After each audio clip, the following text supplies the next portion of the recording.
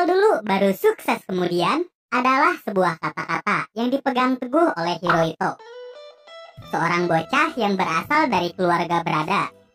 Sebenarnya sih dia nggak nakal-nakal amat, udah jadi papap sejak masih kencur dan terus ketagihan sampai dewasa.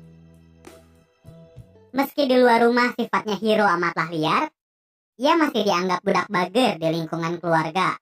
Ayahnya pun sering memarahi Hiro supaya kelak ia bisa menjadi pribadi yang bermanfaat. Tetapi Hiro menganggap sang ayah sangatlah menyusahkan. Karena tekanan batin yang ia tahan selama bertahun-tahun tak terbendung lagi, Hiro pun membunuh ayahnya sendiri. Kepolisian mencurigai Hiro sebagai tersangka. Sayangnya tidak ada bukti akurat yang menunjukkan bahwa Hiro adalah pelakunya. Kunjungan ke polisi dan lolosnya Hiro dari jeratan hukum inilah yang memulai kiprahnya sebagai raja bisnis dunia gelap. Hiro yang sekarang bisa menjalani hidup dengan bebas langsung membeli barang kesukaannya, yaitu sebuah pistol.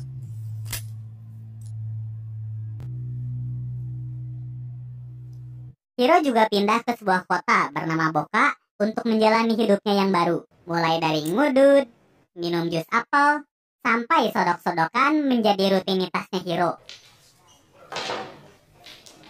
Ada kala Hiro dibully di tempat nyodok karena permainannya amatlah buruk. Tapi jangan salah sangka, ia tidak akan segan-segan menghabisi orang yang merendahkannya. Ada kalanya juga Hiro memberdayakan anak jalanan supaya bisa membantu pekerjaan yang ia lakukan, yaitu memproduksi ganja di sebuah tempat prostitusi.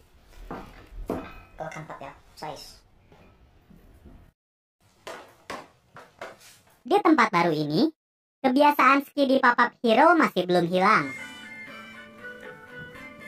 Namun semua itu berubah ketika ia bertemu dengan wanita sekitar bernama Alain. Rasa cintanya tumbuh sampai ke jenjang pernikahan.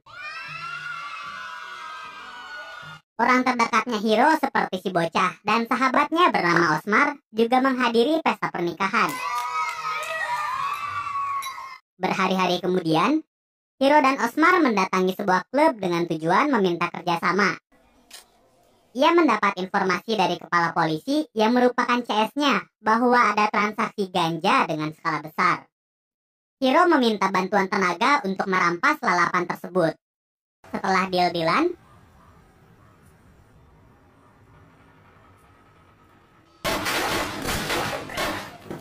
lokasi transaksi ganja langsung mereka ambil alih. Rencana demi rencana berhasil dengan sukses. Kekayaan pun mulai menghampiri mereka. Namun tanpa Hiro ketahui, Osmar ternyata memiliki mental sebagai seorang pencuri. Perhiasan milik Hito digasak olehnya tanpa permisi. Semua perhiasan tersebut ia jual untuk dihabiskan buat wik-wikan. Baru juga Bandung Lautan Asmara mau dimulai, Hiro datang mengambil kembali haknya.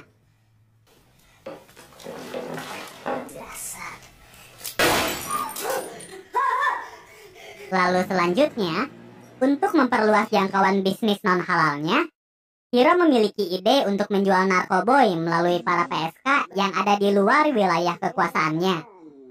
Sambil ditemani berita radio tentang dirinya yang diduga menjadi penguasa bisnis dunia gelap, Hiro mengedarkan narkoboy untuk dijual di wilayah gangster lain. Reputasi buruk tentang Hiro rupanya berdampak pada tempat prostitusi. Tempat Hito membuat ganja dan narkoboy.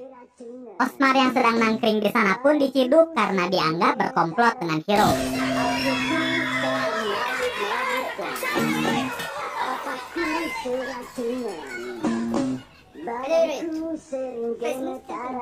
Alasan mengapa sampai saat ini Hiro belum pernah dipenjara adalah karena menyogok si kepala polisi. Kepala polisi setengah botak ini mengusulkan agar Hiro pergi keluar kota untuk beberapa waktu sampai situasi mereda. Tak punya pilihan lain, Hiro pun setuju dengan usulannya. Hiro merasa aman di tempat persembunyian barunya. Namun para polisi dapat mengendus keberadaannya dan menangkap Hiro. Di saat Hiro berada di penjara, Gangster dari wilayah lain tempat narkoboy Hiro diedarkan datang ke tempat prostitusi yang dikelola olehnya. Gangster ini ngamuk dan memaki-maki seluruh wanita yang ada di sana. Wajar saja, sebab wilayah si gangster mencari nafkah diganggu oleh Hiro. Alaid sang istri juga menjadi sasaran kemarahan si gangster.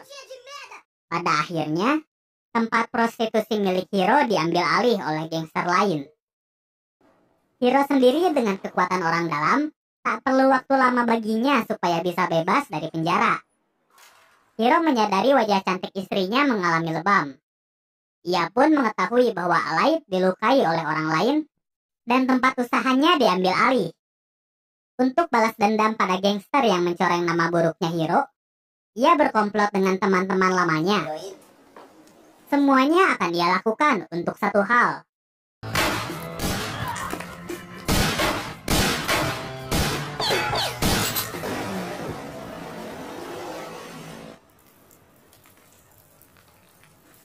Selain para gangster lain yang menjadi korban, si kepala polisi backingannya juga menjadi korban akibat Hiro melakukan tembakan terang-terangan.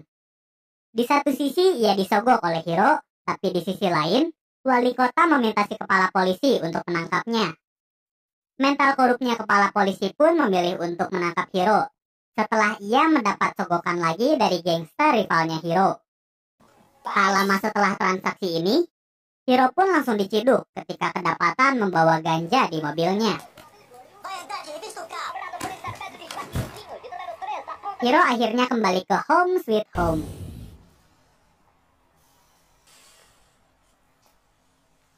Selanjutnya Hiro dipanggil oleh si kepala polisi. Ia berniat membebaskan Hiro karena dulu pernah menjadi CS-nya dengan satu syarat, yaitu Hiro tidak boleh lagi berurusan dengan gangster rivalnya. Karena perjanjian inilah, Hiro kembali membangun tempat prostitusi dari nol. Namun karena pengkhianatan si kepala polisi juga, kebiasaan obatnya Hiro semakin parah. Hal ini membuat Alaid menjadi ilfil. Alaid pun meninggalkan Hiro tanpa sepatah kata apapun. Hiro mencari Alaid ke tempat kerjanya, namun yang ia temui hanyalah seorang AA gelis.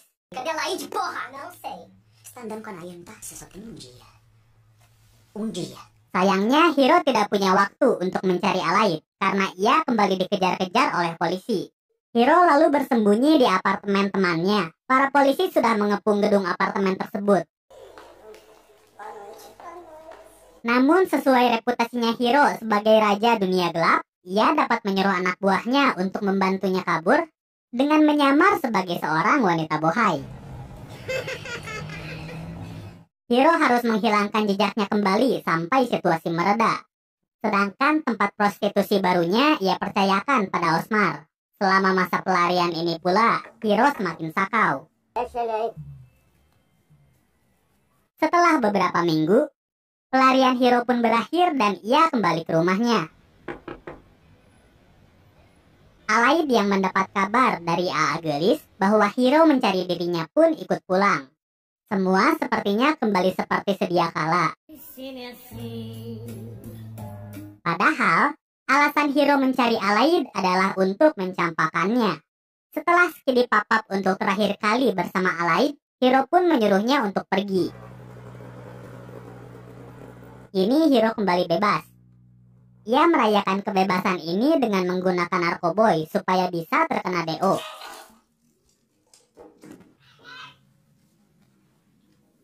Beruntung ada si supir dan si cewek yang menemani Hiro selama pelarian menyelamatkan dirinya dari kritis DO. Sebenarnya alasan mereka kembali untuk menemui Hiro adalah untuk memberitahukan kalau Osmar memonopoli keuntungan dari tempat prostitusi. Dengan kata lain, Hiro tidak mendapatkan uang sepeser pun.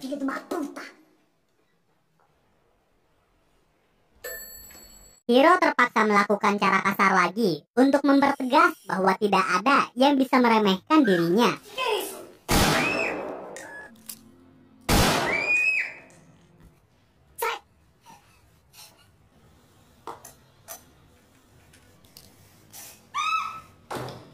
Tak lama kemudian, para polisi datang.